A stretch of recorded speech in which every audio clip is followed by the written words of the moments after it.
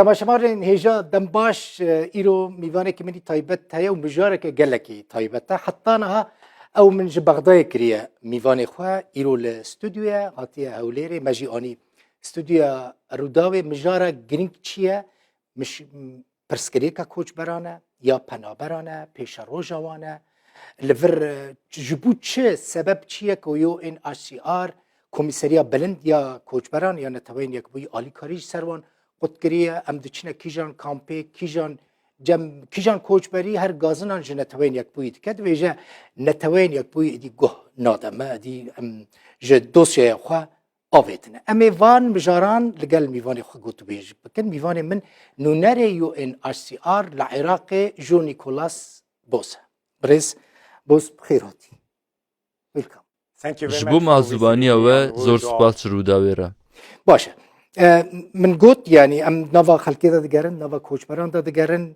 گازنا وان یا یکمین یا سرکه اوا 2% دبیجن چما سبب چیه که UNHCR همو رنگین آلیکاری سرما قد کرنه چما و آلیکاری قد کریه UNHCR و هفکارن مروفین دن چین نتوین یک بوی بن چه رخستن سویل نافخی و کردی بن آلیکارین خوشبو پنابرین سوری و ولاتین دن و کوچبرین نافخوین عراق کل هرما کردستان نه کم کرنه ما او یک کر جبرکو پرانی وان کوچبرین نافخوی و پنابران بر ریاسازی و دزگین حکومی خدمت گزاریان وردگرن او دکارن ناوین زاروکین خواه لدبستان حکومی تومار بکن و دکارن بچن ناوندن حکومی براستی ام دستخوشی لحکومت هریما کردستان دکن کو اف پنابر و کوچبرین نافخوین عراقی ورگرتن و دکارن بو وک هوی بخلق هریمی را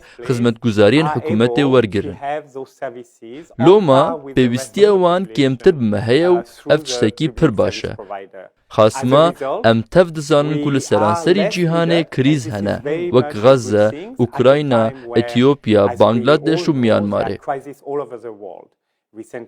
لورا الجم ولاتن آلیکارو پربخش بگشتی ولاتن روژاوا و امریکا عراق ندر رزا پیشیه ده پر باشه که نها دست کوچبر نافخویی دیگه خدمت گزارین حکومی کو حکومت هریما کردستان جوان را پیدا کرده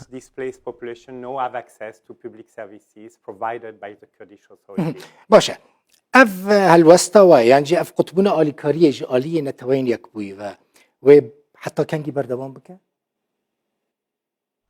ده حتی دمک دیارکری بردوام بکه جبرکو ام دوی باوریه دنکو عراق در روشک دیکو دکار خدمت گزاریان جکوچبران را پیدا بکه خدمت گزارین کالیتا بلند جوان را مسوگر بکه ام ویکی هر روش دبینه از وی سبهی به وزیر پرورده ربوم مبهو را لگل پارزگار هولیره پروژه اکه نوش بو سید بستانین هولیره وکرن لو ما ده قزنج حکومت دیکو دابین کرنا وان خدمت گزاریان جبو همو پنابرین سوری، ترکی، ایرانی، فلسطینی و کوچبرین نافخویین کوچبر شر داعش کوچبر بون بردوام بکه و بریا سازین حکومی پشتوانی وان بکه جبو ویجی پیوستیا مپی هیا کو پشتوانی جدانران بگیجن ما ام پشتاخو بدانران گردن کو آلیکاریا ما بدومینن مجارک دن هیا گلکی گرینگه تو بخوا بهتری 20 سالن به مجارین کوچبر و پنابر را مجول دبیل گلک ولاتین جدا یعنی من دید من سیویت خوند گلک کس هنه بناوی UNHCR تلفونی خلقیه دکن دبیجن امی و بشینن ولات سیم اعادة التوطين قاشاجینه های وجی هیا یا نه یعنی بناوی و تلفونی خلقیه دکن و پرانج وان دستینن و امی و بشینن درفه و پرجی دچن و ناچن درفه مخابن روش همو جهن کو از چوما وان و UNHCR لوان هیا وسایا هن کس هول ددن بریا بکارانینا ناوی ما پریان جپناخوازن کو در روشک جواکی آبوری خراب دانه بدست بخن پەرەیان ji wan distînin û soza xewnên wan didin wan. Xewnên mîna çûna Ewropa, Amerîka yan jî Avustralyayê. Em bi vî rengî nabe. Haya me bi temamî ji vedana van xefkan heye û em şerê wan dikin. Loma ez dubare dikim ku hemû xizmetguzariyên netewên yekbûyî nemaze UNHCRê her dem belaşin. Hewca nake ti kes ji bo ku piştevaniya UNHCRê yan jî netewên yekbûyî bi dest bixe pereyan bide. Lewra em bi koçberên navxweyî re kampanan saz dikin. Da ku em van ji vê rastiyê haydar bikin ku qet nabe pereyan bidin. Ji ber ku ew kes xefikvedêr in, kesên gendelin û hewl didin ji bo standina pereyan ji wan navê me bikarbînin. Em van dozan lêkolî dikin. Her wisa her kesê zanyariyên wî hebin ku hin kes li ser navê me hevkarên me yên din ji bo xizmetguzariyan daxwaza pereyan dikin, bila têkiliyê bi me re deynin. Bêguman em dê bişopîn û li vir li Herêma Kurdistanê têkiliyên me yên baş bi desthilatên cîbicîkirina qanûnê re hene, da ku em lêkolîn bikin û wan ceza bikin. Çimkî ew bi rastî jî sujdar in. Okay. Wê demê koçberek çawa ji bo welatê sêyem têşandin? Riyên wê çi ne?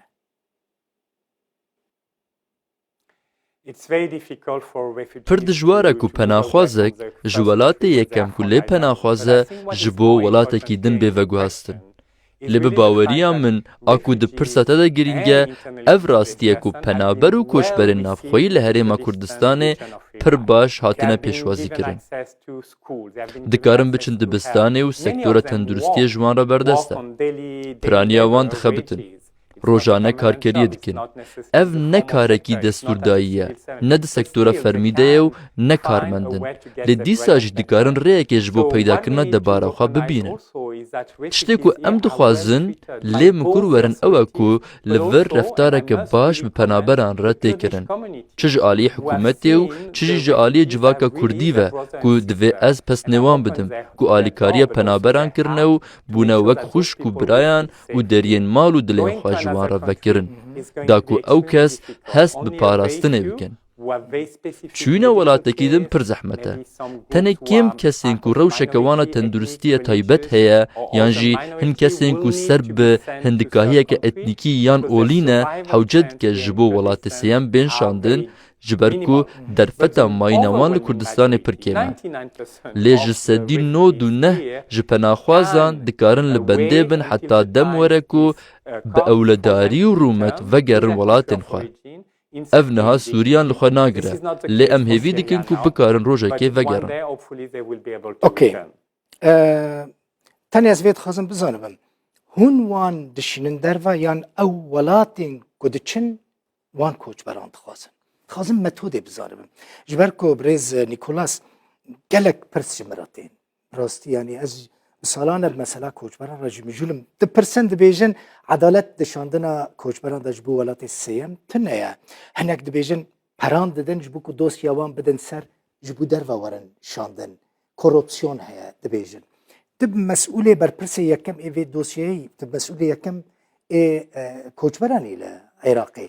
Hûn van koçberan dişînin welatê sêyem yan welat wan dixwazin? Bila ez dubare bikim û pir zelal be. Pêwîst nake ti kes ji bo ti xizmetguzariyeke UNHCRê pereyan bide. Heke ji aliyê hin kesên li derve yan ji hundirê UNHCRê daxwaza pereyan ji wan hat kirin, divê wan kesan şermezar bikin. Tedbîrên me yên gilîkirinê hene û em dikarin van dozan lêkolîn bikin. Eger karmendên min li UNHCRê tawanbar bin, de demildest bên qewitandin. Ji ber ku ev bi tu awayî nayê qebûl kirin. Îcar kesên ku ji alî UNHCRê ve li ser bingeha pêwîstiya zêde û rewşa tenduristiyê hatin hilbijartin, wekî kesekî ku çareserkirina vî li wir nîne yan ji malbateke ku zarokekî wanê nivîşkan heye, ji ber ku pir zehmet e ji bo wan li vir bijîn. An jî dibe ku kesên ji komeke taybet bin û ji ber kesayetiya wan ku ser bi komên hindikahîne metirsî hebe bên girtin. ev hin dozên kêm in ku em li ser wan dixebitin û ji wan welatan dixwazin wan wergirin. Li vir piştgiriya me ya bi comerdiya Amerîka, Kanada, welatên Ewropayî û Avustralyayê heye.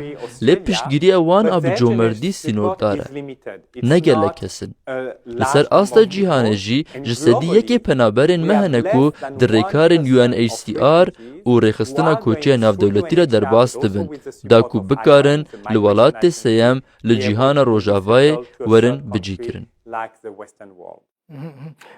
مثلا د 2023 دا رقمك الجمع هي وچند کس شاندنه دروا یعنی چند کس چونه دروا Her sal nêzîkî 500 heta 1000 kesî ye. 2023 her sal Erê pir sînordar e. Hejmareke kêm e ji ber ku zêdetirî 300,000 penaxwazên me hene. Ji 500 heta 1000 kesan tenê hilbijartin da ku li welatê sêyem werin bicîkirin. Wekî ku min berê jî got. Lê biryara dawî li bawa welatên sêyem e. از چون دهوکه لوی داره کامپا شاریه یا بهتری 15,000 کوچبرین ایزیدی ین شنگال لوی داره نه ده پرسن پیش روژا ما چیه یو این آسیار جبوان چه تفکره Em tev dizanin ku kampên ji bo koçberên navxweyên Iraqê ne herdemîn e. Ez hefteya borî li Duhokê bûm. Hemû berpirs, çaredar, parêzgar û rêveberiya Zaxoyê jî nêrîneke wê ya zax baş heye ka çilwir bêkirin. Hemûyan heman tişt got. Divê em çareseriyeke birûmez ji bo koçberên êzidî bibînin. Ew nikarin li kampan bimînin. Ev ne jiyan e. Bi rastî dilê te diêşîne. Bi dîtina van koçberên êzidî ku di vê rewşê de dijîn, dilê min jî êşiya. Loma divê em çareseriyekê bibînin. Yek ji wan çareseriyan ji bo wan kesan e ku dixwazin vegerin şingalê. Lê hin jî hene ku nikarin an jî naxwazin vegerin şingalê. Lewra divê em hin çareyan ji bo wan peyda bikin. Wek tevlîkirina xwecihî û nîştecîbûna li derveyî kampan. An jî veguhertina kampan ji bo nîşteciyên fermî da ku karibin jiyaneke birûmet bijîn. Em gelekî bi hikûmeta federal re dixebitin. Her wiha em bi hikûmeta Herêma Kurdistanê re jî li ser hemû astan kar dikin. Ji şaredariyan heta parêzgaran û wezareta navxwe da ku em bibînin ka em dikarin çi çareyan pêşkêşî van penaberan bikin. Ji ber ku li dawiyê em dixwazin piştrast bin ku ew xwedî hilbijartineke azadin û agadarin çawa rewşa xwe hilbijêrin. Çareserî girêdayî rewşa wana kesayetî ye. اوکی لگور نرینا تا سبب چیه کو کوچبرین شنگال و ناگرن چما و ناگرن Titêkiliya vê bi nêrîna min re nîne. Pêwendiya wê bi tiştê ku penaberên êzidî ji min re dibêjin re heye. Hejmarek ji koçberên êzidî dibêjin erê, em dixwazin û dikarin vegerin, lê pêwîstiya me bi hinek piştgirî heye. Ev jî ew tişt e ku hikûmeta federal hewl dide bi rêya Wezareta Koç û Koçberan bike, da ku hewl bide alîkariya darayî bide wan û şingalê ji bo kesên ku dixwazin vegerin ji nû ve ava bike. Li gelek kesên din ji min re gotin ez naxwazim vegerim ji ber ku hest dikim ku em neparastîne. Hest dikim ku ez nikarim zarokên xwe bişînim dibistanê. Ava vexwarinê nîne. Mala me wêran bûye. Ez naxwazim vegerim wê rewşê ji ber ku vegera min dêne her timî be. Tiştê ku herî zêde bandor li min kir ew bû ku piraniya êzidiyan ji min re gotin hûn dixwazin em vegerin. Lê hîn jî tevî ku 10 sal di ser bûyerên şingalê re derbas bûne, dadmendiyeke rastîn pêk nehatiye û aştiyeke rastîn jî çê nebûye. Hîn jî dê û bavê min li goristanê nehatine veşartin û di hewşa mala me de ne û em nikarin wan veşêrin. Em dizanin ku hîn gorên komî hene. Heger kesek ji destdirêjiyê filitî be û destdirêjiya seksî pê hatibe kirin, weke ku hat serê jinên êzidî, ku ev yek ji bêtar û tundutujiyên xirab e. Pir zehmet e tu vegerî cihê ku tu lê bûyî şahidê tiştên ku qewimîne û tu bûyî qurbanî. Loma, divê em rêza xwesteka van mirovan cuda bigirin. Hin dikarin vegerin şingalê û hikûmeta federal jî pabend e alîkariya wan bike da ku têkel bibin. لێ هەنێکێن نەها پر زوویە ji bo wan ku vegerin ji ber ku travmaya wan û nebûna xizmetguzariyên ji bo vegerê wek nebûna debara jiyanê derfet û hestnekirina biparastinê tê wateya ku ew hest dikin ku niha ji bo wan ne demeke baş e ku vegerin şingalê. Lê ev nayê vê maneyê ku ew dê demeke dirêj de venegerin. Lê divê em vê yekê di dema guncav de li gor hilbijartina azad û haydara xelkê bi lez bicîbînin. Dibe ku di dema pêş de kamp bêne girtin? Dema xelk ji ber tundutûjî, şer, tundiya leşkerî, cudakarî û paşgûxistina koçberbûn, bicîkirina li kampan qet ne çaresereke qenca. Tecrübe UNHCR'ê ya zêdetirî heftê salî heye û em qet şîretê li tu hikûmet û desthilatê nakin ku xelkê têxin kampan. Ji ber ku xerciya wan kampan zêde ye. Ev kamp li şûna ku koçberan tevlî hev bikin û derfeta wan hebe ku ji bo jiyanê pişta xwe bi xwe girê bidin, bi rêya karkirina di nava civakê de beşdarî aboriya civakî bibin. Şêniyên ji hev cuda dikin. Ger tu wan bixî kampê, nexwe te ew cuda kirine û ev jî qet ne çareseriyeke baş e. Ji ber ku ev tê wateyek û pêwîstiya te bi xizmetguzariyê tenê ji bo kampan heye. Lê ya ku em dixwazin bikin, ew e ku em xizmetguzariya giştî ji bo hemûyan xurt bikin. Ne tenê ji bo rûniştiyên kampan, lê ji bo şêniyên deverê jî. Ji ber ku em dizanin ku li Iraqê wekî gelek welatên cîhanê yên din, pêwîstiya kesên xwecihî jî bi alîkariyên me heye. Loma em hertim li dijî kampan bûn. Hewcanake em vegerin dîrokê dema ku kamp hatin çêkirin. Ez piştrast im ku hin sedem li pişt çêkirina wan hebûn. Lê ya ku em dixwazin bibînin çareseriyeke li derveyî kampan e.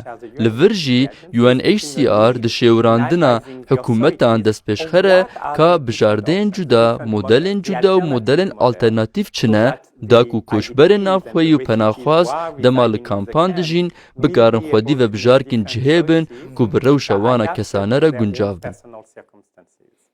Aha, yani mesela koçberên ku vê derê dimînin em bêjin bîn ku Kurdên ji Sûriyê hatine ji roj ava hatine her li vir dimînin li Sûriyê heta niha rewşina arame. Hûn çi ji bo wan dikin, çi ji bo wan pêşniyar dikin? Ji bo pêşa roja wan hûn çi difikirin?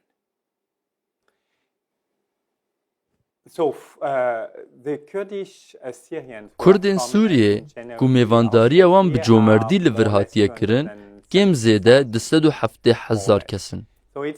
Ev hejmareke berçav e, lê ne hejmareke ew qasî mezin e jî ku dewlet, dezgeh û saziyên Kurdî û civak nikaribin vê demografiya zêde di nav xwe de bihelînin. Em dizanin ku penaberên Sûrî hatine pêşwazîkirin û têkel bûne û piraniya wan nêzîkî ji sedî heftê li kampan najîn. Li taxên Hewlêr, Silêmanî û Duhokê dijî. Xwe bi rêk xistine, pereyên kirê didin, pereyên xizmetguzariyan didin û beşdarî aboriya navxweyî dibin. Zarekên xwe dişînin dibistanên navxweyî. Tevlîbûneke civakiya baş di navbera penaber û civaka Kurdî de heye. Hinek ji vê, ji ber ku piraniya Kurdan di beşekî jiyana xwe de penaber bûn û di serdema rejîma berê de di van demên dijwar e derbas bûn. Loma hikûmet û civak jî baş dizanin ka penaberî tê çi wateyê û dixwazin bi heman awayî bi xwişk û birayên xwe yên Sûrî re tev bigerin. Wekî ku gava li welatên derdorên li Ewropayê penaber bûn ku bi wan re dihat kirin. Ji ber ku dizanin weke ku hikûmeta Kurdî jî dizane, ew dê rojekê ji rojan vegerin welatê xwe û ji nû ve ava bikin. Hemû serkirdeyên Kurdistanê penaber bûn. Her cara ku ez bi wezîr, parêzgar û yên din re dicivim, dabaşa penaberiya xwe ji min re dikin. Li derfeta wan hebû ku bixwînin û zanîbûn ku ew rêberên gelin.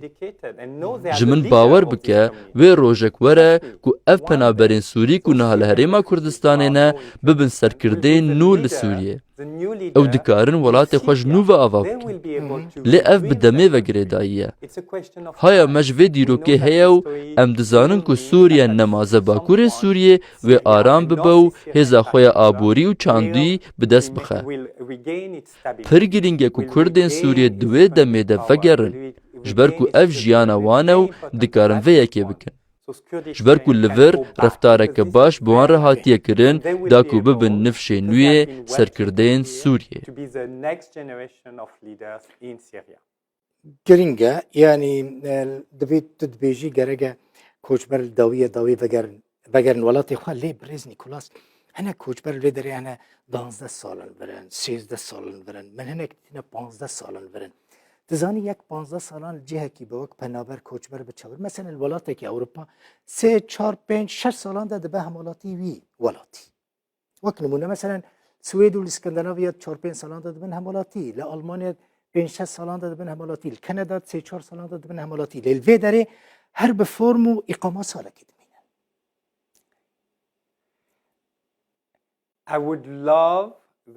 Ez dixwazim tiştê ku te behs kir li wan welatên Rojavayê bibe rastiyek. Gelekî berî niha wisa bû ez piştrastim ku gelek Kurdên Iraqê welatînameya duyem weka Kanadayî, Amerîkî û Fransî bi dest xistine. Ez dizanim ku peywendiyeke dûr û dirêj di navbera welatê min û Kurdistanê de jî heye. Ez dizanim ku gelek Kurdên Iraqê karîn welatînameya duyem bi dest bixin. Mixabin ev pir kêm dibe. Niha li cîhana Rojavayê gelek xwenîşandanên populîst hene ku xelkê li dijî penaberan sor dikin. Em di rewşekê de ne ku rûbera penaberiyê tê qedexekirin û kesên wek penaxwaz digihin derve. Bi awayekî guncav, reftar bi wan re nayên kirin. Wek mînak li vir li Kurdistanê dikarin demildest biçin nexweşxaneyê û werin dermankirin. Lê niha li Ewropayê piraniya welatan çareseriya pizîşkî demildest pêşkeş nakin. Divê tu 3-4 salan li bendê bimînî. Divê daxwaznameya te ji aliyê dadgehê yan fermangehekê ve hatibe nirxandin û tu mîna penaxwaz hatibî naskirin. Da ku xizmetguzariya tenduristî pêşkeşî te bêkirin, an jî tu zarokên xwe têxî dibistanê. Lewra jî em bi şîrkatiya xwe ya li gel hikûmeta Kurdistanê pir serbilindin. Ji ber ku hûn li vir bi awayekî cuda kar dikin û karê rast dikin. Bi dîtina min ji dêvla çavlêrêkirina Ewropa û Amerîkayê wek modelekê divê ew welat wekî modelekê çav li herêma Kurdistana Iraqê bikin ku çawa bi penaberan re tev bigerin. Ev berûva jî ye. Gelekî spas nûnerê û Asyar Komîseriya Bilind ya Koçberan ya Netewên Yekbûyî li Iraqê ji Nîkolas Bozmîvanê mibû temaşevanên hêja hêvî dikim çi pirsên serê we de hebin divê hevpeyvînê de me anî be ziman berpirsyarê yekem yê koçber û penaberan e li Iraqê bi qasî ku min dikarîbû min pirsên we ji vî camêrî kirin mala we ava temaşe kir. Zor spas gelek spas û tu bixêr hatî Kurdistanê bixêr hatî Rûdawê her hebî. Ji bo Rûdawê ku hertin van mijarên mirovî re dixeber çavan. Hûn ji bo neteweyên yekbûyî û tevra ji bo hikûmeta Herêma Kurdistanê jî di hişyarkirina xelkê de li ser çi ji bo penaber û koçberan bêkirin pêşengin. Zor spas ji bo we. Gelek spas. Zor spas.